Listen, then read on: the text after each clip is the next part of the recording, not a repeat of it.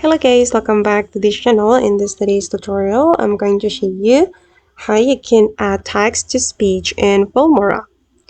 Okay, let's get started. Here I have created a project in my Filmora application and I'm going to add text to speech to this video.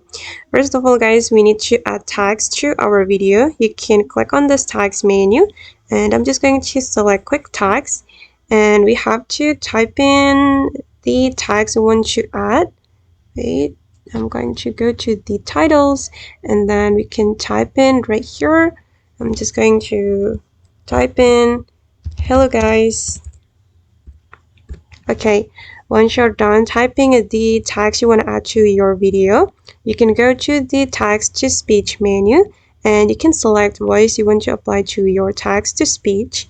And I'm going to select wondershare, creativity simplified. I'm just going to select wondershare, wondershare, creativity simplified. Great. And just wait for a moment until the generating process completed. Okay, and now it's complete and I'm going to go back. Okay, and this is the text to speech and I'm going to add it to my project. Okay, and I'm going to hello guys. all right. Okay guys, and that's how we can add text to speech to our video in Filmora. I hope this tutorial will be useful for you.